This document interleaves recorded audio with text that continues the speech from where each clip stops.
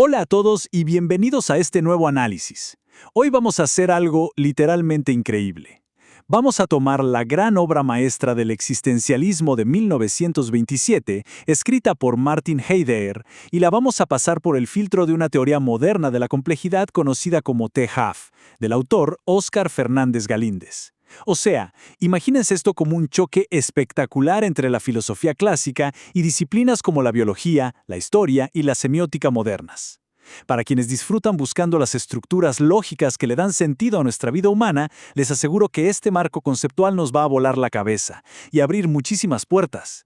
Y para arrancar con toda la fuerza, fíjense en esta frase de Óscar Fernández Galíndez. El Dasein no es un sujeto ni una sustancia, es un pliegue que se pregunta por el ser. Es un gancho sencillamente brillante porque destruye de golpe esa idea anticuada de que la existencia humana es algo fijo, como si fuéramos un objeto inamovible. Al contrario, nos propone que somos un pliegue superdinámico, una actividad continua de puro autodescubrimiento. Bueno, para no perdernos en esta filosofía que puede sonar un poco densa, vamos a dividir nuestro recorrido en 6 pasos muy lógicos.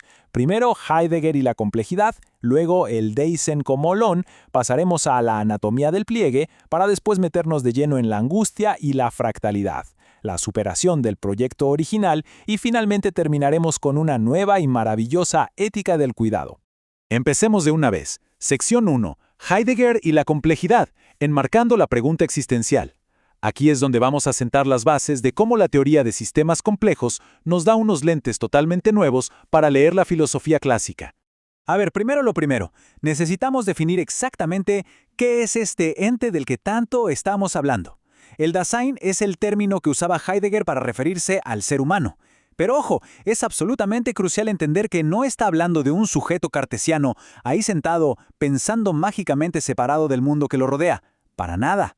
El Dasein es un ser en el mundo. O sea, su estructura misma, su esencia, consiste en el simple y profundo hecho de comprender su propia existencia. Bien, pasamos a la sección 2. El Dasein como Olón, la arquitectura de la existencia. Y acá es donde entra a la cancha el primer concepto pesado de la teoría holónica procesual híbrida y fractálica de la endoepignosemiosis. Para que no nos quedemos sin aire, de ahora en adelante la llamaremos simplemente TEHF. Entonces, ¿qué diablos es un holón? Suena rarísimo, pero el concepto es fascinante. Un holón es cualquier sistema natural que es, al mismo tiempo, un todo autónomo respecto a sus propias partes y una parte integrada dentro de un sistema mucho más grande. Esta dualidad es increíble porque no es un error ni una contradicción, es como estamos hechos. Nos da un vocabulario fresquito y nuevo para entender nuestras tensiones humanas más básicas. Y esto lo vemos súper claro en el día a día. Por un lado, somos un todo autónomo. Tenemos nuestra historia individual, tomamos nuestras propias decisiones auténticas. Pero por otro lado, somos una parte integrada. Estamos metidos de lleno en una comunidad, tenemos tradiciones y compartimos un lenguaje. Imagínense a alguien en la sociedad. Si se aísla al extremo y solo es autónomo, se enferma. Pero si se integra tanto que se pierde en la masa, pierde por completo su identidad. Mantener el equilibrio de este famoso holón es nuestro gran desafío diario. Avanzamos a la sección 3, la anatomía del pliegue. Significado, sentido y los escalones de la conciencia. Vamos a meternos bajo el capó para ver cómo fabricamos realmente el significado desde la complejidad.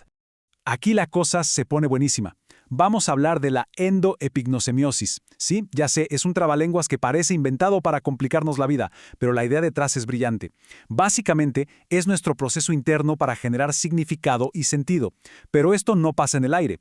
Necesita integrar 3 cosas sí o sí. Nuestro cuerpo físico-biológico, las marcas epigenéticas, que es básicamente la historia grabado en nosotros, y la interpretación semiótica de los signos. O sea, existir requiere que estemos procesando la realidad de forma activa y continua a través de estos 3 canales. Y este procesamiento funciona como si subiéramos por unos escalones lógicos. Arranca abajo, en el orden 0, con la pura materia inerte. Sube al orden 1 con la vida celular y luego al orden 2 con la conciencia fenoménica de los animales. Pero el salto cuántico ocurre en el orden 3, la autoconciencia. Aquí es donde opera el Dasein, porque no solo existe, sino que se hace preguntas sobre su propia existencia. Y un pasito más arriba, en el orden 4, está la conciencia cultural, que es donde se paran los filósofos a analizar cómo interpretamos todo colectivamente. Es una estructura en capas que tiene todo el sentido del mundo. Pero, mucho cuidado, porque toda esta estructura maravillosa puede colapsar. Y a esto se le llama la caída. Literalmente, es cuando nuestro pliegue interpretativo queda aplastado. Y cuando pasa esto, cuando nos rendimos ante el uno, o lo que en alemán se llama das Mann, o sea, la masa anónima. Cuando nos perdemos en la multitud, cuando nos dejamos llevar por los chismes del día a día y la ambigüedad, aplastamos toda esa rica complejidad que nos hace humanos. Nuestro pliegue dinámico termina siendo una versión triturada y súper inauténtica de lo que debería ser. Lo que nos lleva a la sección 4. Angustia, resolución y fractalidad. Las matemáticas de la ansiedad y el tiempo. Veamos cómo se intensifica todo esto con los conceptos más potentes de Heidegger. Y aquí vemos algo que es un verdadero estallido mental, la lógica del tercero incluido. Fíjense en esto, la existencia es, en cada caso, mía, es única, irrepetible, es de cada uno. Pero al mismo tiempo, en el día a día, somos uno cualquiera más del montón. La lógica de los sistemas biológicos permite que estas dos cosas que parecen contradictorias sean verdaderas al mismo tiempo en diferentes niveles. Claro, el Dasein se recontraangustia ante esto, pero la salida no es resolver la ecuación matemáticamente. La salida es habitar esa contradicción con total resolución. Y con el tiempo pasa algo loquísimo también. En la famosa estructura del cuidado de Heidegger, el tiempo no es una línea recta para nada, es una replicación fractal. En el paso 1 tenemos el pasado, nuestra facticidad, que se está plegando todo el tiempo hacia el presente. En el paso 2, ese presente de caída se dobla hacia el futuro. Y el paso 3 es esa proyección futura hacia nuestro límite absoluto, que es la muerte. Pasado, presente y futuro no están separados, se están doblando continuamente unos sobre otros, dándole forma a absolutamente cada segundo de nuestra vida. Avanzamos a la sección 5, superando el proyecto heideggeriano, actualizando el marco existencial. Ahora bien, la pregunta del millón es, ¿qué le aporta realmente todo este modelo de complejidad al trabajo clásico de Heidegger de 1927? Lo genial es que la teoría THF no viene a cancelar a Heidegger, viene a darle un superpoder. Le añade 3 dimensiones importantísimas al Dasein. Primero, la dimensión físico-biológica, para recordarnos que, oigan, seguimos siendo un cuerpo sujeto a las leyes de la física. Segundo, la epigenética. Y esto es clave, la historia no es solo lo que recordamos, la historia nos deja cicatrices físicas que cambian cómo vemos el mundo. Y tercero, la semiótica, que nos dice que interpretar las cosas es literalmente producir signos y lenguaje. Y al sumar todas estas dimensiones, llegamos a un cambio de juego total. Heidegger nos vendió un poco esta idea de la autopoiesis individual. El héroe es solitario enfrentando su propia muerte para ser auténtico. Pero la THF nos dice, no, esperen. Esto es copoiesis. El significado no se hace metidos en una cueva. La autenticidad no la ganamos solos. Es un pliegue que construimos y co-creamos interactuando todo el tiempo con nuestra comunidad, nuestras tradiciones y nuestro lenguaje. Y así llegamos a la recta final de este análisis. Sección 6. Endopligentia. La ética del cuidado.